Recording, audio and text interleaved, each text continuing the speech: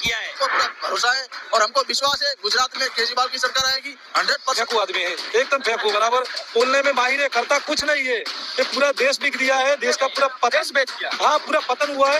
मोदी ने गुजरात मॉडल बनाया नहीं है, कुछ खाली हवा में बातें किया, पब्लिक को ऐसे। नमस्कार, वंदे मातरम, जय हिंद। ST न्यूज़ में आपका एक बार फिर से बहुत बहुत स्वागत है दोस्तों अगर आप चैनल पर नए हैं तो चैनल को सब्सक्राइब जरूर करें। दोस्तों, गुजरात विधानसभा चुनाव में इस बार त्रिकोणीय मुकाबला होता दिखाई दे रहा है। वहीं अभी चुनाव का ऐलान होने वाला है, तो देखा जाए तो इस बार त्रिकोणीय मुकाबले के कौन बाजी मार रहा है, हम आपको एक एक सीट के बारे में, गुजरात के हर जिले वाइज सीट के बारे में दिखाने वाले हैं। आप वीडियो के लास्ट तक जरूर बने रहिए। जिस तरह से यहाँ पर गुजरात विधानसभा चुनाव में बहुत बड़े बड़े वादे भी सामने नजर आ रहे हैं, तो दूसरी ओर बात करें तो इस बार नरेंद्र मोदी की बड़ी रैलियों के बाद भी अरविंद केजरीवाल का जिस तरह से क्रेज जनता में बढ़ रहा है, तो देखा जाए तो इस बार अरविंद केजरीवाल को सबसे ज्यादा सीटें मिलने का दावा है। वहीं सी वोटर और ABP न्यूज और टाइम्स ने जो सर्वे निकाला है, उसको देखते हुए हम आपके बीच में एक एक सीट के बारे में दिखाने वाले हैं। वहीं सबसे पहले सूरत की 16 सीटों की बात करें तो यहाँ पर आम आदमी पार्टी को 10 सीटें मिल रही हैं।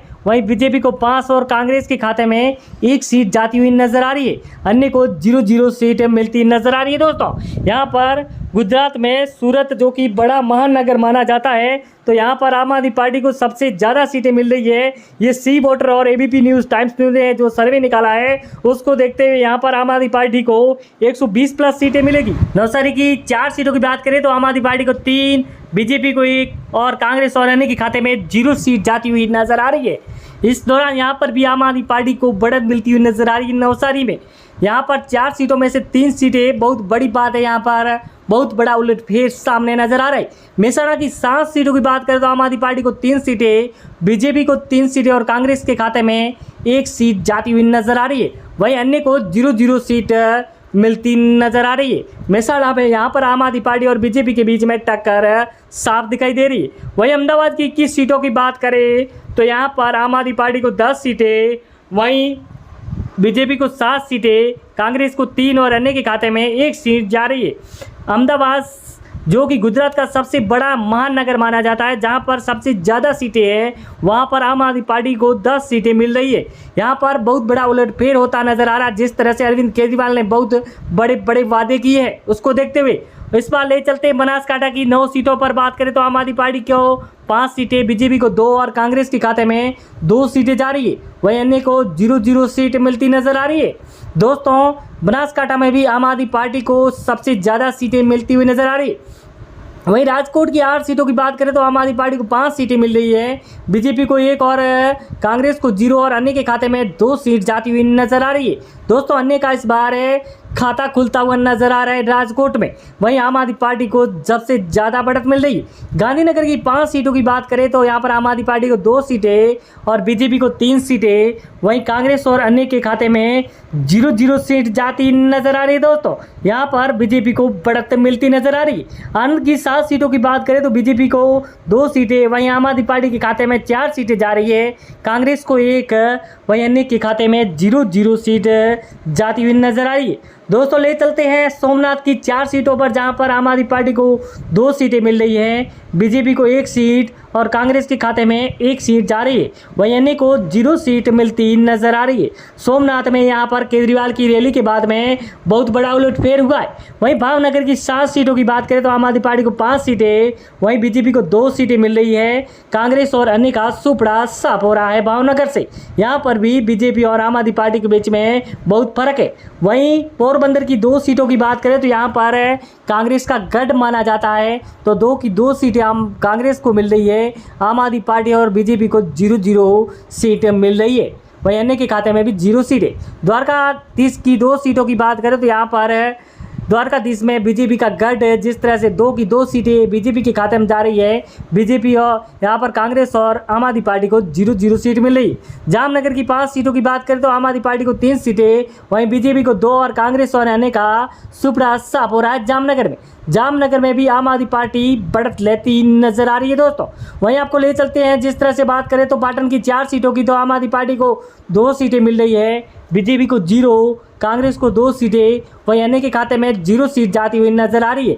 यहाँ पर कांग्रेस और आम आदमी पार्टी के बीच टक्कर साफ नजर आ रही है। दाऊद की 6 सीटों की बात करें तो बीजेपी को 0 सीट मिल रही है, वहीं आम आदमी पार्टी को 2 सीटें, कांग्रेस के खाते में 4 सीटें जा रही है, वहीं अन्य को 0-0 सीट जाती हुई नजर आ रही है।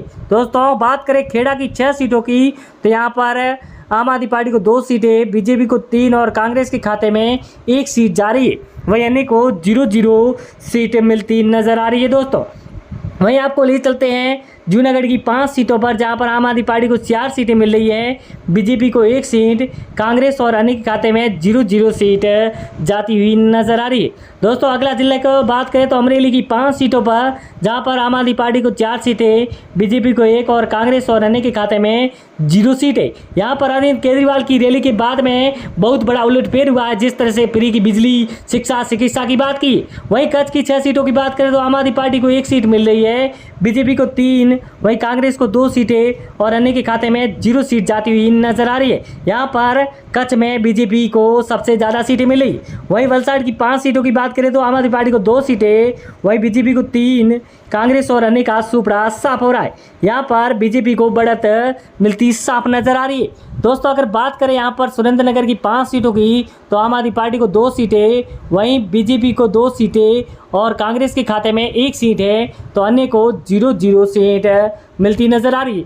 दोस्तों अगला जिले की बात करें जहाँ पर भरूच की 5 सीटों की तो आम आदमी पार्टी को 3 सीटें हैं, वहीं बीजेपी को 0 सीट, कांग्रेस को 2 सीटें, वहीं अन्य के खाते में 0-0 सीट जाती नजर आ रही है। यहाँ पर बीजेपी को बहुत तगड़ा झटका लगता नजर आ रहा है। वहीं अगर बात करें अमरेली की 3 सीटों की तो बीजेपी को 1, आम आदमी पार्टी को भी 1 सीट मिल रही है, कांग्रेस को 1 और अन्य के खाते में 0 सीट जाती हुई नजर आ रही है। अमरेली में इस बार त्रिकोणीय मुकाबले में तीनों को 1-1 सीट मिल रही है। वहीं बड़ौदा की 10 सीटों की बात करें तो आम आदमी पार्टी को 3 सीटें, बीजेपी को 5 सीटें और कांग्रेस को 1 और अन्य के खाते में 1 सीट जाती हुई नजर आ रही है। यहाँ पर भी बीजेपी को बढ़त मिलती नजर आ रही है। दोस्तों अगर बात करें यहाँ पर जिस तरह से अरविंद केजरीवाल की बड़ी रैली, वहीं बड़े वादे जो करते हुए नजर आ रहे हैं, तो जनता इस बार आम आदमी पार्टी पर पूरा भरोसा करके बैठी है, क्योंकि आम आदमी पार्टी ने जो पंजाब और दिल्ली में किया है तो इस बार गुजरात में भी वो दोहरा सकती है।